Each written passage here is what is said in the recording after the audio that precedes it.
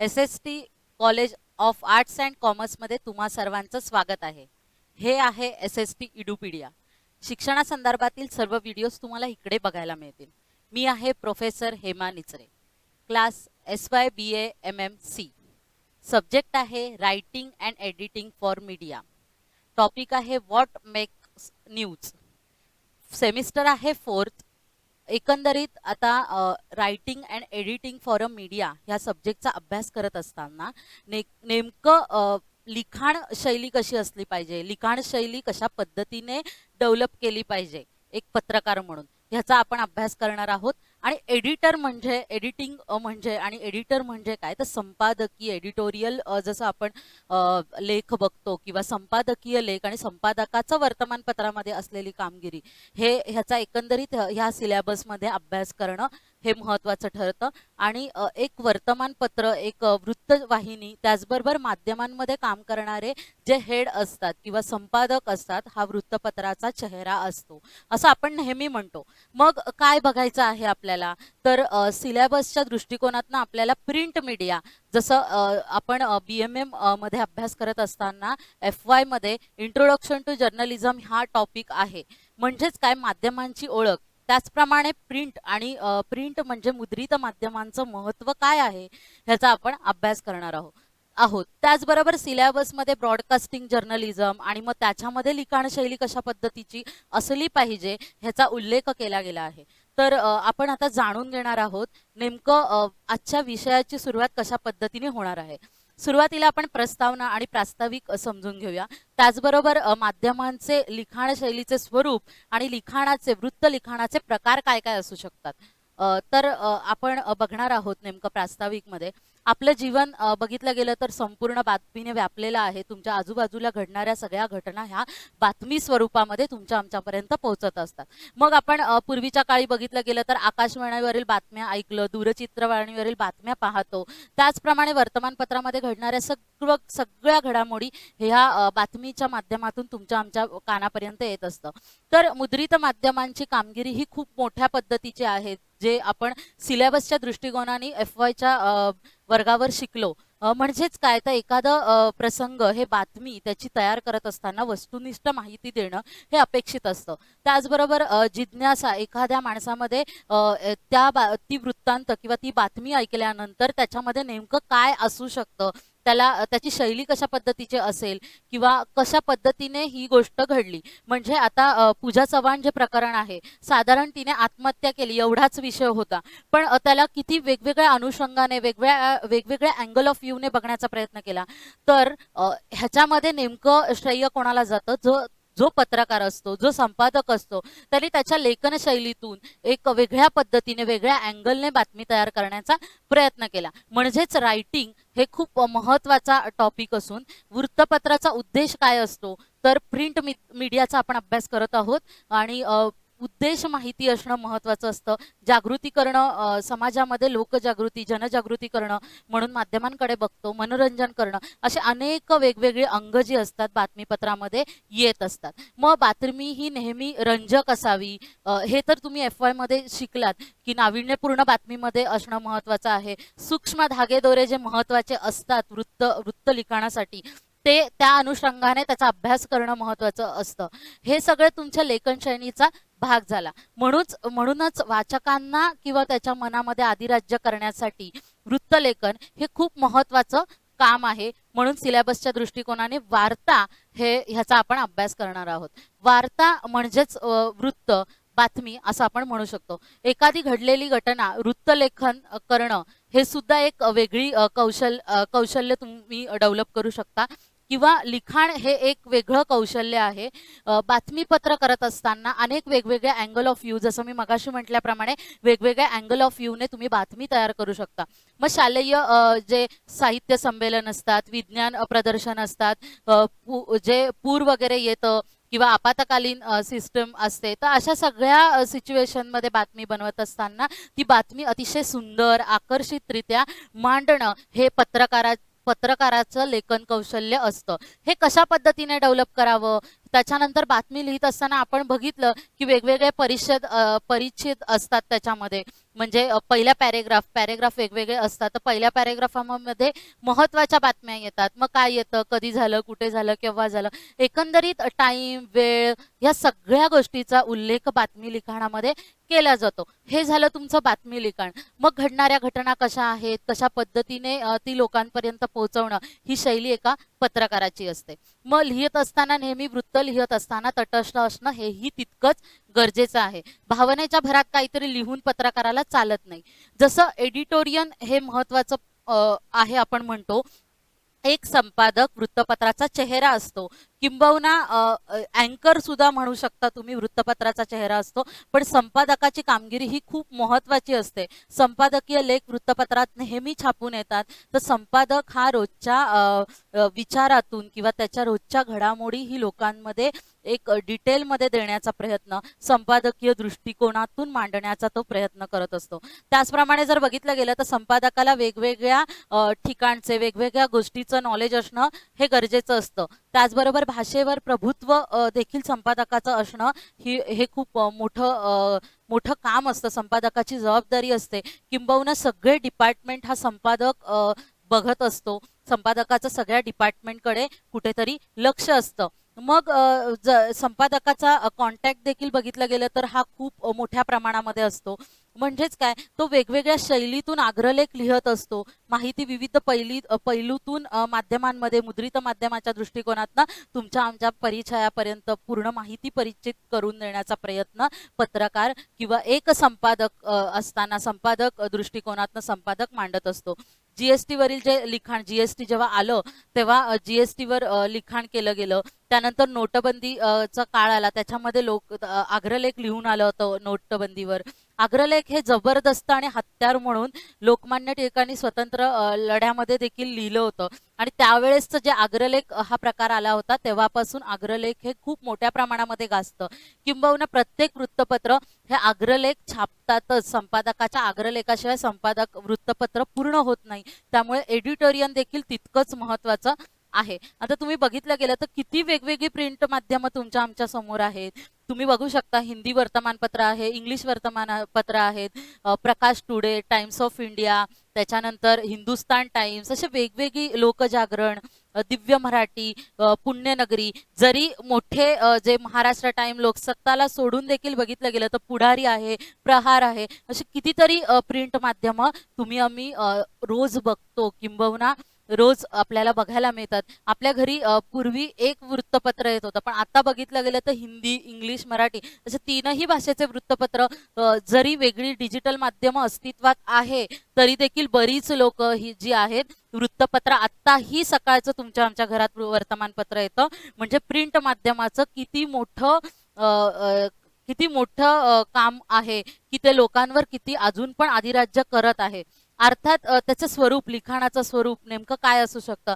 अनेकदा बघितलं गेलं तर बातमी पलीकडे असलेला तपशील वाचकांना देणं हे देखील तितकंच गरजेचं असतं एक लिखाण शैलीच्या माध्यमातून.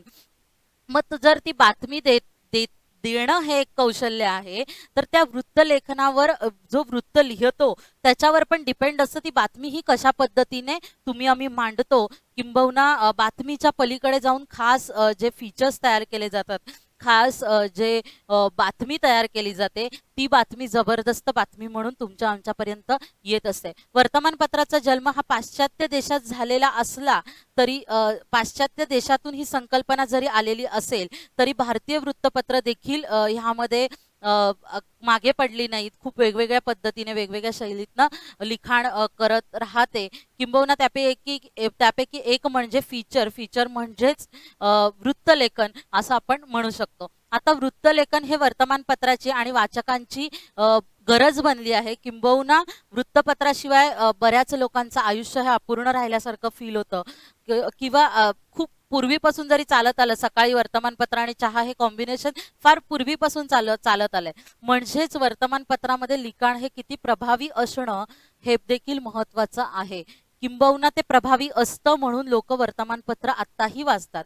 वृत्तपत्राच्या आणि नभवाणी, दूरदर्शन हे जे नवीन संज्ञापन किंवा माध्यमांचा जसा जसा उदय झाला तसं तसं वाचकांच्या आणि प्रेक्षकांच्या वृत्तविषयक गरजा भागवण्याचं कार्य म्हणजे वृत्तपत्र करीत असतात वेगवेगळ्या माध्यमातून.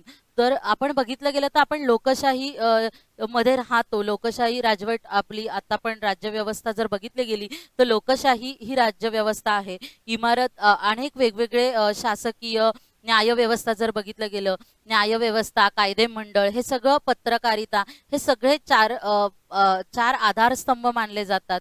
तर ह्या चार आधारस्तंभाकडून मुख्य कार्य काय असतं तर माहिती देणं, वेगवेगळे समाज प्रबोधनाचं कार्य करणं, वेगवेगळे गोष्टी समाजाला देऊन समाजामधनं चांगल्या गोष्टी घेणं किंवा समाजामध्ये चांगलं वातावरण प्रतिबिंबित करणं, ह्या चार आधारस्तंभांचं कार्य असतं.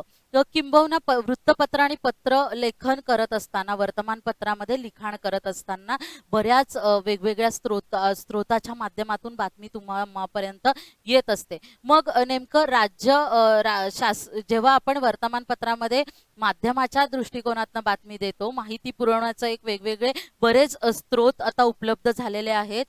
मुद्रित माध्यमांमध्ये जर बघितलं गेलं तर माहिती पुरवणारे स्रोत हे बरेच वेगवेगळे आहेत. म्हणजे आपल्याला पुस्तकाच्या माध्यमातून बऱ्याचशा संकल्पना तुमच्या आमच्यापर्यंत येत असतात. त्यानंतर समाजामध्ये घडलेल्या घडामोडींचा उल्लेख जो आहे तो बऱ्याच वेगवेगळ्या दृष्टिकोनातून तुम्ही आम्ही बघितला तर त्याचे अँगल्स शोधण्यासाठी मदत होत असते. ह्याच पद्धतीने वर्तमानपत्रामध्ये लिखाण करणं हे अपेक्षित असतं. वृत्तलिखाण म्हणजे घडून गेलेल्या बातम्यांचा आढावा घेणं असं आपण म्हणतो, पण एखादी बातमी घडून गेल्यानंतर वृत्तलेखन केलं जातं. मग म्हणजेच काय, ती भूतकाळातली गोष्ट असते आणि ती तुमच्या आमच्यापर्यंत पोहोचवण्यासाठी धावपळीच्या या जगामध्ये वृत्तलेखन करून किंवा शैली म्हणजे वर्तमानपत्राकडे लोकांना आकर्षित करण्यासाठी आपण काय केलं पाहिजे. तर बऱ्याचदा बघितलं गेलं तर वृत्तलेखन करत असताना वाचकांच्या भावना देखील त्यामध्ये एक टार्गेट ऑडियन्स देखील आपल्याला बघावं लागतं. त्याचबरोबर वृत्तलिखाण वाचकांना ती एक अभिरुची निर्माण व्हावी ह्या पद्धतीने जेव्हा आपण लिहिलं जातं तर ते अट्रॅक्टिव्ह, आकर्षित वृत्तलेखन असं समजलं जातं. त्याचप्रमाणे वाचकांना खेळवून ठेवणं देखील एक वेगळं कौशल्य आहे. हे तुमचं सगळं लिखाणाच्या माध्यमातून डेव्हलप करणं किंवा हे आपण एक सरळ सोप्या भाषेमध्ये लोकांना समजेल अशा भाषेमध्ये जर आपण लिहिलं तर वाचकांच्या मनावर ते अधिराज्य करतं. किंबहुना अशा बऱ्याच ज्या गोष्टी असेल कमीत कमी शब्दामध्ये खूप छान असं अट्रॅक्टिव्ह मथळा देणं, हे देखील माहिती देणं किंवा ज्ञान देणं, अशा बरेचसे सदर जे आहेत वर्तमानपत्रामध्ये छापून येत असतात. एकंदरीत लोकांमध्ये एक उत्सुकता आणि एक रस निर्माण करेल. शब्दकोड वगैरे हे सगळे सदर जे आहेत ते वृत्तपत्रांनी सादर केले किंवा तुमच्या आमच्यापर्यंत येत असतात. आता फीचर म्हणजे काय तर बऱ्याच ज्या गोष्टी आहेत ते वृत्तलेखाण करणं, वृत्तलिखाण जसं आपण म्हणतो की बातमी देणं म्हणजेच वृत्तलिखाण करणं. मग वृत्तलिखाण करत असताना बऱ्याचदा अनेक गोष्टींचा आढावा घेणं हे गरजेचं असतं. वृत्तलेखन हे मजकूर, त्याच्यामध्ये छापले गेलेले मजकूर हे वैशिष्ट्यपूर्ण असतात, किंबहुना ते आकर्षक असतात. वृत्तलेखन हे भाषेवर देखील वाचकांना खेळवून ठेवण्याचं काम करतं. जसं मी मगाशी म्हटल्याप्रमाणे बरेच जे मुद्दे असतात वाचकांच्या मनामध्ये अधिराज्य करणं हे देखील वर्तमानपत्राचं महत्त्वाचं काम आहे. वृत्त विषयाचा आशय, शैली, वाचकांच्या विचाराला चालना देण्याचं काम जर एखाद्या बातमीमध्ये होत असेल तर ती वर्तमानपत्र खूप चांगली गाजतात. जसं लोकमान्य टिळकांचा अग्रलेख अजूनही आपण म्हटलं तर ते खूप गाजलेलं दिसतं. सरकारचं डोकं ठिकाण्यावर आहे का, अशा पद्धतीचं जे काही त्यांनी वक्तव्य केलं होतं, हे सगळ्या ज्या गोष्टी आहेत हे अजूनही अग्रलेख खूप मोठ्या प्रमाणामध्ये गाजलं. त्यानंतर बऱ्याच ज्या माहिती देण्यासाठी वर्तमानपत्राचा वापर केला जातो, नकाशा काढले जातात, जाहिराती, जनहितार्थ जाहिराती माध्यमांच्या साहाय्याने दिल्या जातात. मग हे सगळं अट्रॅक्टिव्ह लिखाण कसं केलं जातं ह्याचा अभ्यास आपण सिलेबसच्या दृष्टिकोनातून करणार आहोत. तर वृत्तलेखनाचे नेमके प्रकार कोणते तर वेगवेगळे प्रकार हे वृत्तलेखनामध्ये पडतात. 5 प्रकार पडतात. बातमीवर आधारित वृत्तलेखन आपण करू शकतो, व्यक्तिचित्रणाचं वृत्तलेखन करू शकतो, मुलाखतीसपर आधारित वृत्तलेखन करू शकतो, ऐतिहासिक स्थळाविषयक वृत्तलेखन करू शकतो, नवल, गूढ किंवा विस्मय करणारं इत्यादी आधारित आपण वृत्तलेखन करू शकतो. मग काय तर बातमीवर आधारित वृत्तलेखन आपण कशा पद्धतीने करणार. एखाद्या घटनेच्या बातमीच्या संदर्भात लिखाण केलेलं असतं. त्या घटनेवर लिहिलं जाणं, लेख लिहिलं जाणं, त्या घटनेला सविस्तरपणे विचार करावं लागणं किंवा लोकांना विचार करावं लागणं, अशा पद्धतीचं बातमी लेखन वर्तमानपत्रातून छापून येत असतं. मग वृत्तलेखन लिहिणं म्हणजे काय तर महत्त्वाचे अनेक वेगवेगळे मुद्दे हे लोकांपर्यंत मांडणं.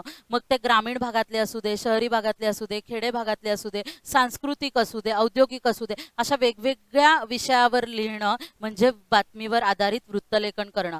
पर्यावरणावर आधारित वृत्तलेखन, असे बरेचसे वृत्तलेखनाचे प्रकार पडतात. त्यानंतर आपण बघितलं गेलं तर सध्या कोरोनाचं कंडिशन चालू आहे, कोरोना चालू आहे, सगळीकडे कोरोनाचा विळखा आहे.